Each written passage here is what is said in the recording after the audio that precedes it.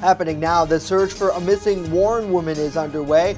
We hear from her family next. Plus, President Biden addressing Governor Cuomo's sexual assault allegations.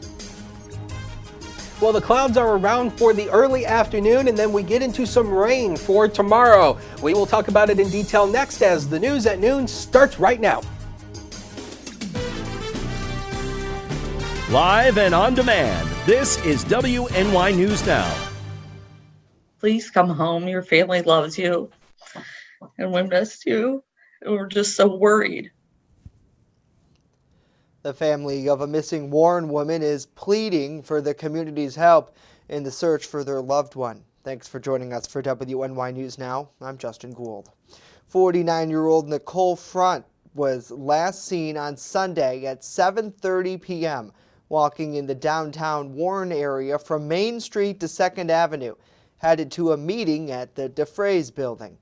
Lisa Font, Nicole's sister, says it's extremely difficult for their family, especially Nicole's 14-year-old son. The Font family has tried to retrace her sister's steps in an attempt to make up and search the area, which makes up about half a mile of cityscape there. We've been out looking. We've tried to trace her steps. We have flyers that have gone out. I had it on the Erie News last night. We're trying to look to see if anybody has any video of the path. I mean, it's probably only less than a half mile. Trying to see if anybody has any doorbell cams and try to get any video from any storefronts. From Main Avenue, she lives by the Warren General Hospital, to 2nd Avenue, the DeFrays building is where she was going. Now, in addition to the call for security video, Lisa Font wants the Warren Police Department to use canines to search the area in question. Nicole is 5'2" and about 110 pounds with red hair and blue eyes. Anyone with information in the case is asked to contact the Warren Police Department at 814-723-2700.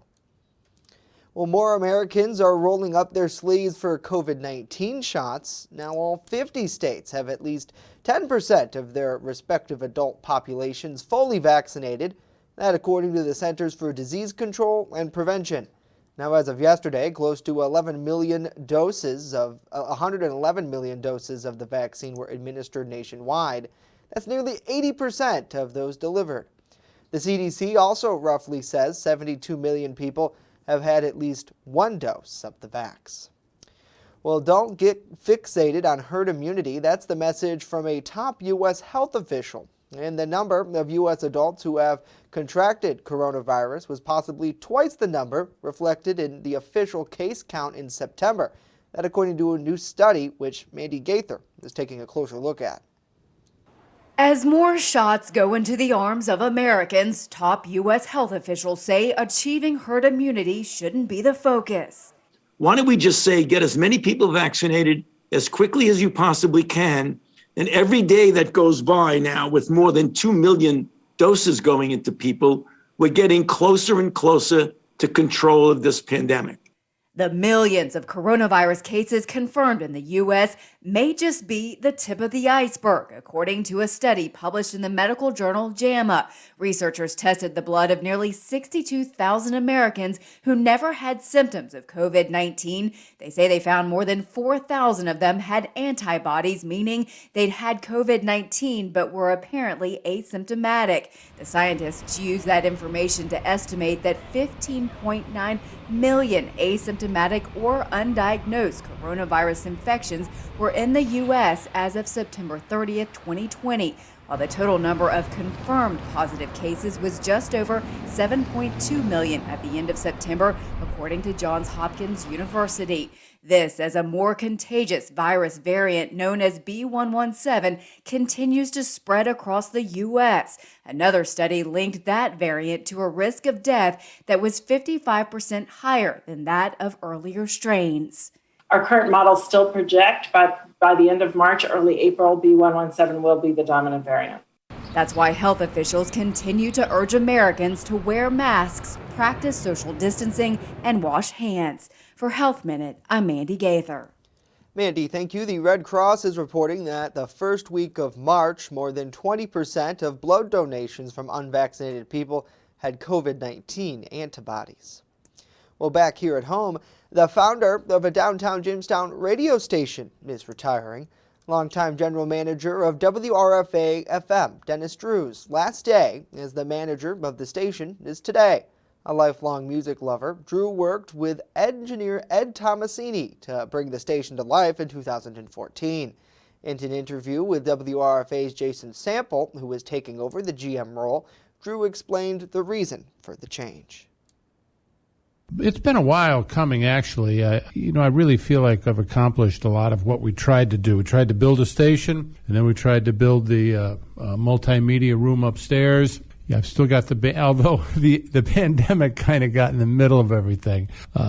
But, we were doing 50 shows a year with the Maniacs, and I was coming in and shepherding through this media space that we built upstairs. It was just getting to be too much, and I thought it was time for you and younger people to operate the facilities and move forward. The outgoing GM says his retirement is not a goodbye, as he plans to volunteer with the station in the future. You might also know the Jamestown native for founding the American alternative rock band, the 10,000 Maniacs. Certainly congratulations on your retirement. We appreciate you joining us for WNY News Now as we get a check of some local news headlines this half an hour. Let us know what you think about these stories and more in the comments down below. We always love to check in with you. It's great to see Bruce. Happy St. Patrick's Day to Cindy. Hopefully you're having a good day. Happy St. Patty's Day to Heidi, to Connie, to James, to Jody, and Brenda as well. Hopefully you all are having a great day. We appreciate you tuning in. One man who can't partake in the tradition of wearing green on St. Patrick's Day is Chief Forecaster Dakota Hunter, because we know the weather people use a giant green wall to help tell their story. Although, Dakota, you're not in front of the green wall now, so I would have expected to see like a shamrock patch or something. Yeah, well, I don't really get into the whole thing there, but yeah. Nevertheless, happy St. Patrick's Day. Well, happy St. Patrick's Day to you and everybody else out there. I'm not really Irish, so I don't really celebrate St. Patrick's Day, but if you do, same thing we told you yesterday, please celebrate responsibly. But this is a live look over the Warren City Bank, and we've had some fog this morning that came across the southern tier. We still see a few bits and hints of that, but basically the rest of the day is going to be mainly dry, but there's going to be more clouds in the way through the afternoon.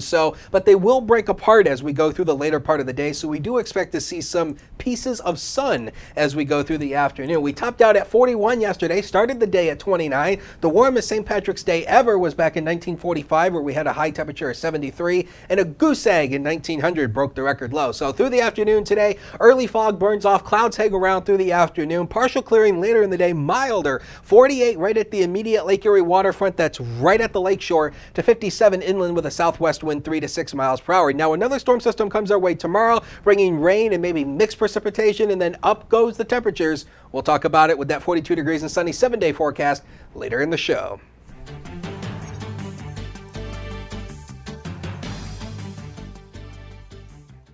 Well, pressure against New York Governor Andrew Cuomo over sexual harassment allegations have reached the White House now, with President Joe Biden saying Cuomo should resign if the state attorney general's investigation confirms the claims against him.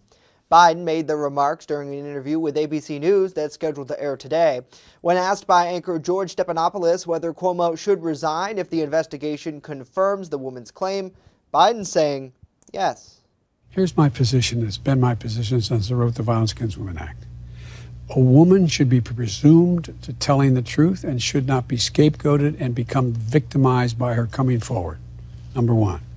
But there should be an investigation to determine whether what she says is true. That's what's going on now. And you've been very clear. If the investigation confirms the claims, he's gone. That's what I think happens. And by the way, it may very well be there could be a criminal prosecution that is attached to it. Cuomo is also facing allegations that he sexually harassed or behaved inappropriate towards multiple women, including several former staffers. The former staffers have accused him of workplace harassment, including demeaning them with pet nicknames or making objectifying remarks about their appearance, subjecting them to unwanted kisses, and touching or asking about their sex life. Well, Cuomo also faces an allegation that he groped a female staffer under her skirt as well. All of this he's denying. Many now calling for his resignation and impeachment after he repeatedly announced he won't step down, a process similar to impeachment of a U.S. president. The state assembly would be the body responsible for impeaching Governor Cuomo, and while the Senate would conduct their initial trial for a possible removal. Therefore, State Senator George Borrello would be tasked as a juror in that. Borrello telling our Matt Hummel that he believes he will be a great juror, only separating the facts during a trial such as impeachment. Can I be impartial? Absolutely. I believe that I can listen to the evidence that has been presented to us. Should a trial move ahead in the Senate, I think we will all be capable of weighing the evidence and coming to a conclusion. Borrello comments come after nearly a week where he introduced a bill that would ban elected officials from pushing a book discussing their time in office while still in the position. Next, hear the latest on Chautauqua County's jobless rates, and later we get to celebrate St. Patrick's Day. Stay with us as WNY News Now rolls along on this, albeit cold but a little warmer, Wednesday afternoon.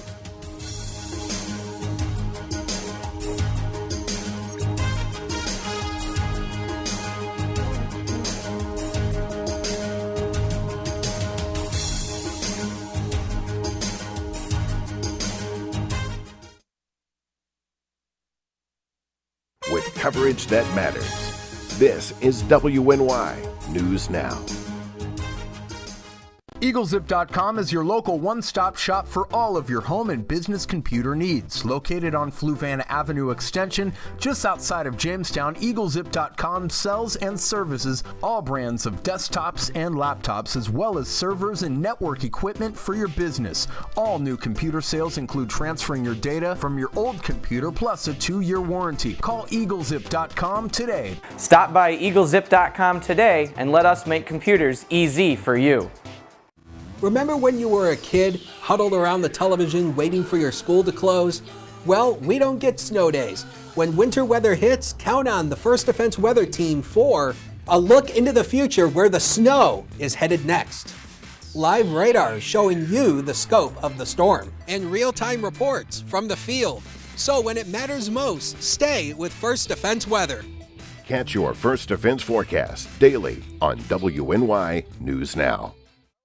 Honest Jones has what you're looking for. When you want it good, we're gonna give you lots more. From freshly made subs to the best of pizza and wings, Honest John's has what you're looking for. And now 2 great locations, East 2nd Street and Fairmount Avenue. Order takeout or delivery today online at honestjohns.pizza. You're gonna get it good at Honest John's. You're watching WNY News Now, where coverage comes first. And welcome back to WNY News Now. Chautauqua County's unemployment rate rose nearly 10% in the month of January. That's according to new statistics released by the New York State Department of Labor yesterday. The rate is now 9.6%, an increase from 7.8% the month before. The new rate is now above the state's average of 8.8%. Well, at the state capitol now, where New York State lawmakers are plugging away to pass a budget by the end of April 1st. As New York State Capitol correspondent Karina Capabianca reports, yesterday leaders held a general budget conference meeting dubbed the Mothership to kick off some deep discussions that the House have laid out their proposals. Tens of thousands of people making the dangerous journey to the U.S.-Mexico border.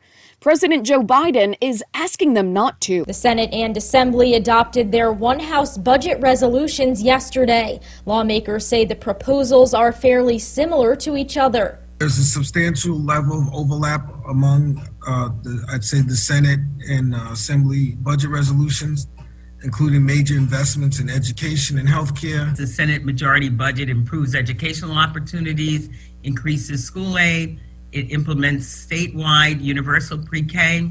It asks the wealthiest New Yorkers and large corporations to do a little more to help in New York's recovery. But those tax proposals for wealthier New Yorkers are a subject of criticism from Republicans. Our conference's position is this budget will only continue the exodus from New York State. We want to make sure that in our adopted budget, we encourage individuals and businesses to stay in New York, and we need to do our best to show that New York is a place to start and grow a business and help our economy rebound from this pandemic. Talks about marijuana legalization are being held outside of the budget. The Senate Majority Leader said today that there's currently an impasse on the issue of impaired driving. In Albany, Karina Capabianca. Karina, thank you. Well, stay home. That's the message President Joe Biden has for people thinking about crossing into the U.S. at the southern border, as his administration is responding to a surge of unoccupied migrant children already here, opening a new shelter today, in fact. And as Britt Conway reports, officials say more people expected to be on the way. Tens of thousands of people making the dangerous journey to the U.S.-Mexico border. President Joe Biden is asking them not to. I can say quite clearly, don't come, and we're in the process of getting set up. Don't leave your town or city or community. Still, federal officials expect them to keep coming.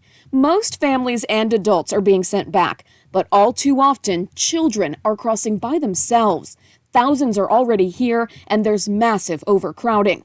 A lawyer representing unaccompanied minors says things need to change. It is an untenable situation that the administration needs to address immediately. The administration says it's a work in progress. We are building the capacity to address the needs of those children when they arrive. And that includes using a Dallas convention center to shelter migrant teenage boys, starting today. The crisis these children are facing, these families, has become political. It's a pent-up surge that had started under Donald Trump. And is entirely caused by the actions of this administration. This administration admits there is the perception enforcement is now more relaxed, but they say that there are other elements fueling migrants outside of who's sitting in the White House, like devastation in Central America from 2 hurricanes last year, the toll of the pandemic, and worsening conditions these people are trying to escape. I'm Britt Conway reporting. Britt, thank you. Well, this is interesting. Doctors know electricity can restart your heart, and now scientists thinking it started life as we know it. A new study of millions of lightning strikes on ancient Earth provided the fuel to spawn it. The logic goes like this. Phosphorus is necessary in order for life to begin. It makes up like our DNA and RNA, but billions of years ago, all the phosphorus on Earth was trapped in minerals. So scientists are wondering how to get out. Well, they say lightning strikes can fuel and fuse quartz sand or rock from something called a figurite. Now, those contain phosphorus that can be discovered in water, releasing it into the ecosystem. Scientists previously thought that the phosphorus necessary for life hitched a ride on Earth from a meteor, although now new thinking says it wasn't meteors at all, but rather lightning strikes billions of years ago. The study was published in the journal Nature Communications if you want to check out more. Interesting nevertheless. Let us know what you think about that more in the comments down below. No lightning here today, Dakota. I know this morning, though, we were pretty foggy. I know you're going to get to that here in just a little bit, but our friends down to the south, and I know Cindy, longtime viewer, we are sending our prayers to you today because you're in the path of some pretty thick storms, as you mentioned here in the comments down below. And I'm sure that's something weather people all across the nation are going to be watching. And Dakota, I know you mentioned we're in a chat service with the National Weather Service, and they're actually asking weather people in order to speed up the bandwidth to those who are directly in the path to log out of that today because they needed more room and more, power to communicate amid all of this. Yeah, basically, the Weather Service chat session, which we're a part of it with 3 offices, Buffalo State College and Cleveland, and the Weather Service headquarters, which is located in Maryland, is asking all of the media partners and EMAs and Weather Service offices that are not being impacted by the weather today to log out of the chat because there had been instances before where there had been severe weather and the chat had gone down. Right. And that is absolutely, I mean, that's probably about as worse as having the radar go down during a severe weather event, because, you know, it allows us to communicate with the weather service and whatnot, so that way we can communicate and kind of talk about what's going on. And if the chat is down during severe weather, that is just, that's a big hole in the arsenal right there. But you know what? I think everybody's ready for today, hopefully. And I know you'll be watching just as a weather watcher here from Western New York. And any true weather weenie is going to go to the local TV station's website and stream their coverage. Yeah. So you got your favorite man, Main Man Span, pulled up later today. I know that for sure. So, well, back here at home this morning, it was a cooler start and a foggy one at that. Yes, it was. Let's go right to the graphics. And again, you know, we talk about this graphic sometime about kind of why there is fog. Well, it has to do with how the cooler air sits at the highest elevations, and it ultimately gets dumped into the valleys where the air temperature reaches the condensation point. And then you get that nice little thing called fog, which is basically just low-lying clouds with the water vapor. And since today is St. Patrick's Day, there is now, normally on St. Patrick's Day, I bring up a green sheet, but we can't find it. So this is the only green thing I could find. But you see how the graphics are keying right into this napkin? Is that Santa? Yes, I found this in our break room. I found this in our break room. Apparently there's napkins left over from Christmas from last year, 2 years ago, 3 years, I don't know. But I found it in the break room, and this is the only green thing I could find. So see how it keys right into the graphics? You don't get pinched today then, because because weather people can't wear green for this particular reason. But anyway, St. Patrick's Day history, as I told you, the warmest day was in 1945, 73 degrees. Coldest was in 1990, 49 was the high temperature. 2.3 inches of rain in 1990 as well. And the most amount of snow we had on St. Patrick's Day was 23 inches set back in 1936. So anything can happen on St. Patrick's Day. Quiet right now as of noon hour, but lots of clouds around. 38 with a southwest wind of 3. We still have some fog being reported at the airport, so the visibility is down to 5 miles. It has improved from where it was this morning, where the visibility was below a quarter mile. So you can see the cloud cover coming in. There's a dome of high pressure. This is basically going to control us for today. This moves out, and then that's the storm system that, of course, you know, we just talked about.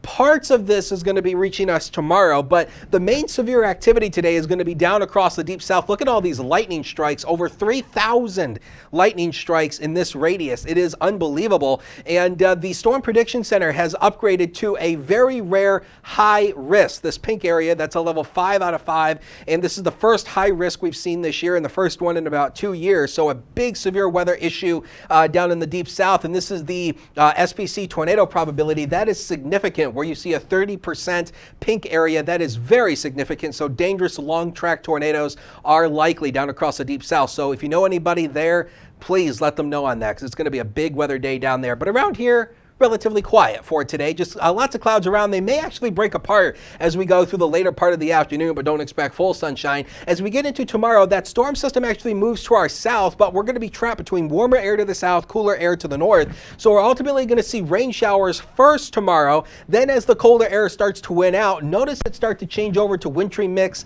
and maybe some snow showers. And there could be some limited slick spots, especially later tomorrow night.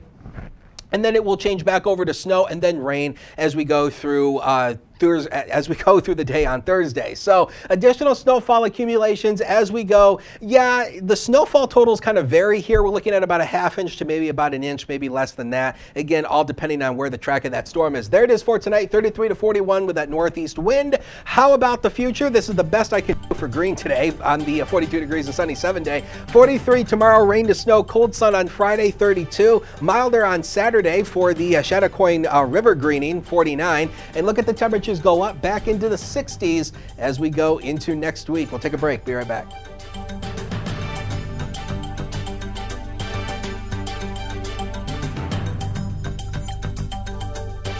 First Defense Weather is sponsored by 42 Degrees and Sunny, smokin' deals on smokin' accessories.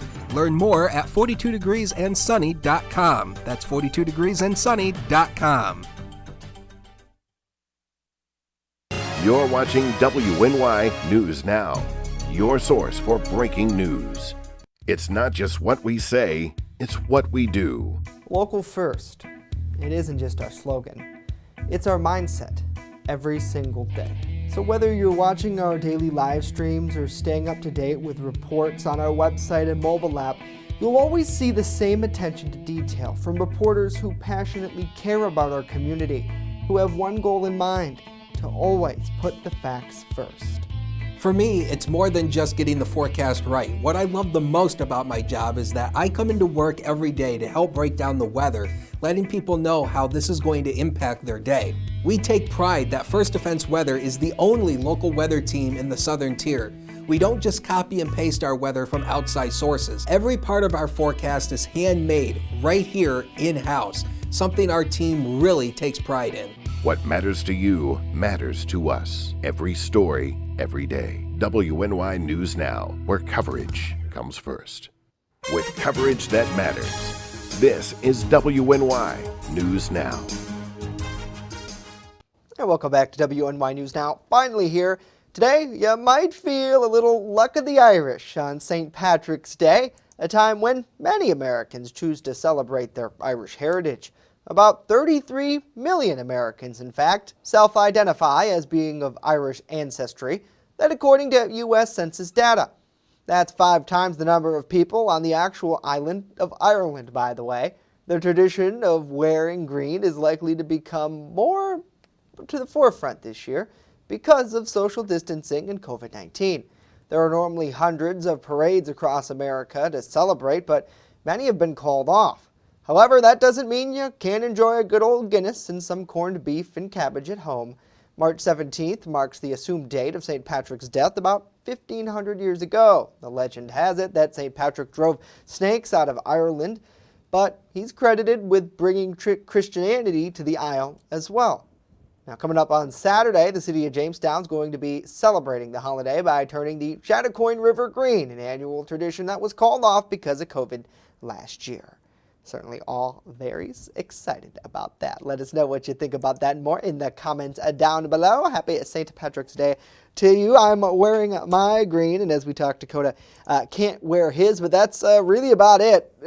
Otherwise, Dakota, we're both from pretty good Italian heritage families, so we don't really relate too much to the holiday anyways.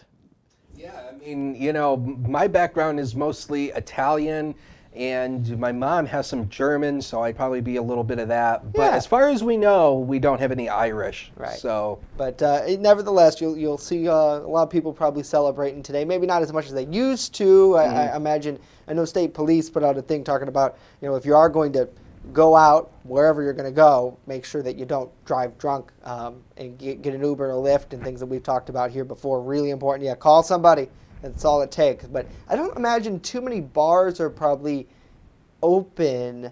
I know that they have relaxed a little bit of some of the capacity limits, but it's still, you got that thing where you have to order food and drink here in New York. PA got rid of that this week, but you still got to do that. So nevertheless, I mean, why not? Who doesn't like food? That's the only reason I would ever go out. Yeah, exactly. You know, food, obviously, you know, you can tell I haven't missed very many lunches in my lifetime. So. Dakota, I got a lunch date with my mom coming up. It'll be actually, she's fully vaccinated now, which is great. So coming up here in a little bit. So that should be fun. Nevertheless, let us know what you think about this and more in the comments down below. Are you going to go hang out Saturday down at the good old Chattacoin? I'll be there. I'm gonna swing down and check it out. So it should be fun. And weather-wise, Dakota, it's looking pretty good. Yes, it is. Here come the next 7 days, brought to you by 42 Degrees and Sunny. So again, just PM sun later this afternoon. There's the essence of that storm system that's down to the deep south will be brushed by the northern end of it as cold air winds then rain back to snow. Saturday is looking mainly fine, but the morning is going to be chilly. Look at the morning low on Friday, 17. So if you're going to the Chattacoin River, you have to make sure to bundle up, especially Saturday afternoon. And you want more of that warm air? It's coming by early next week. All right, we will take it. That's going to do it for us today. Of course, news continues 24/7 at WNYNewsNow.com and on our mobile app. You can download it. It's free in the Apple App Store and Google Play Store. We'll leave you with this live look over Chautauqua Lake. Hope you have a great day. Dakota and I are back here tomorrow, right here at noon.